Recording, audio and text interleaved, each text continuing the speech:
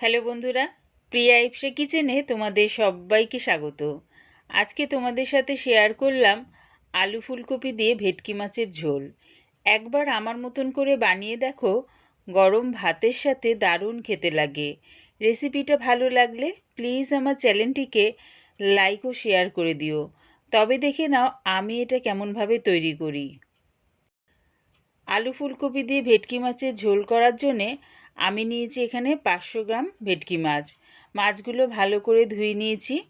এবারে এর মধ্যে দিয়ে দিলাম আন্দাজ করে নুন আর হলুদ গুঁড়ো।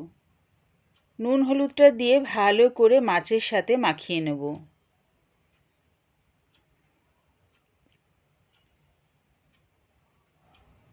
মাছের মধ্যে নুন হলুদটা ভালো করে মাখিয়ে নিলাম। ভেটকি মাছ করার জন্যে আমি ফুলকপিগুলো দেখো ঠিক এরকম ছোট ছোট টুকরো করে কেটে নিয়েছি, আর আলুগুলো সরু সরু লম্বা করে কেটে নিয়েছি।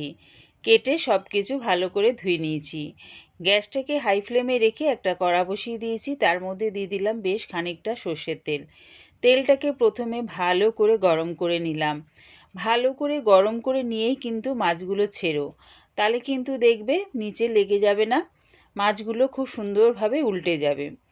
মাছগুলো দিয়ে একদিকটা ভাজা হয়ে গেছে, আরেক দিকটা ভাজার জন্য উল্টিয়ে দিলাম।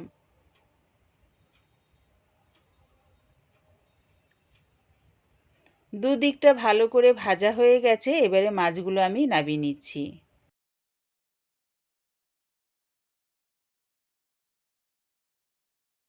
ওই একইভাবে তেলের মধ্যে মাছগুলো দিয়ে উল্টে পাল্টে লাল লাল করে ভেজে নামিয়ে নেব। সব মাছগুলো আমার ভাজা হয়ে গেছে, এবারে নামিয়ে নিলাম। মাছ ভাজার তেলের মধ্যেই আমি ফুলকপিগুলো দিয়ে একটু লাল লাল করে ভেজে নিচ্ছি। দেখো লাল করে ভাজা হয়ে গেছে, এবারে ফুলকপিগুলো নামিয়ে নিচ্ছি। ওই তেলের মধ্যে আলুগুলো দিয়ে দিলাম। আলুগুলো দিয়ে একটু লাল লাল করে ভেজে নিচ্ছি। তোমরা চাইলে আলু ফুলকপি একসাথে ভেজেও নামাতে পারো, আমি আলাদা আলাদা করে ভেজে নামিয়ে নিলাম।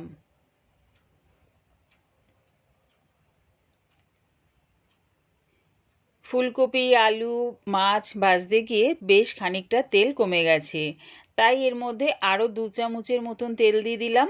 তেলটা গরম হয়ে গেলে ফোড়নের জন্য দিলাম 1/2 চামচ সাদা গোটা জিরে। যখন দেখবে ফোড়নের থেকে সুন্দর একটা গন্ধ বেরোচ্ছে, তখন দিয়ে দিলাম 2টো মাঝারি সাইজের পেঁয়াজ কুচি। পেঁয়াজটা একটু লাল লাল করে ভেজে নিলাম।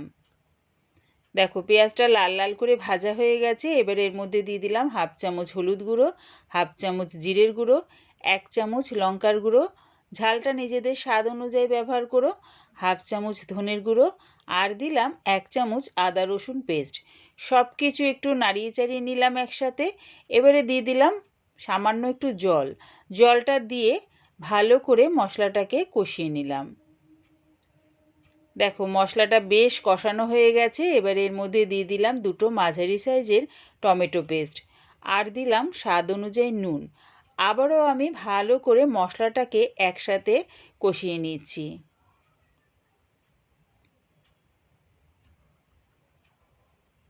প্রায় 5 থেকে 7 মিনিট ধরে মশলাটা আমি কষিয়ে নিয়েছি। যত মশলা কষাবে দেখবে তরকারির স্বাদ দ্বিগুণ মাত্রায় বেড়ে গেছে। মশলাটা কষানোর পর আমি আগে থেকে যে ফুলকপি আলুটা ভেজে রেখেছিলাম সেটা মশলার মধ্যে দিয়ে দিলাম। দিয়ে একসাথে আরও 1 মিনিট ধরে ফুলকপি আলুটাকে মশলার সাথে কষিয়ে নিচ্ছি। 1 মিনিট ধরে কষিয়ে নিয়েছি, এবারে দিয়ে দিলাম আলু ফুলকপি সেদ্ধ হওয়ার মতন বেশ খানিকটা জল। জলটা দিয়ে ভালো করে সব কিছুর সাথে মিশিয়ে নিলাম। এবারে এটা চাপা দিয়ে সেদ্ধ হওয়ার অপেক্ষায় রইলাম। প্রায় 10 মিনিট পর দেখে নিচ্ছি আলু আর ফুলকপিটা সেদ্ধ হয়েছে কিনা। দেখো আলুটা বেশ সুন্দরভাবে সেদ্ধ হয়ে গেছে। এবার এর মধ্যে দিয়ে দিলাম ভেটকি মাছ ভাজাগুলো।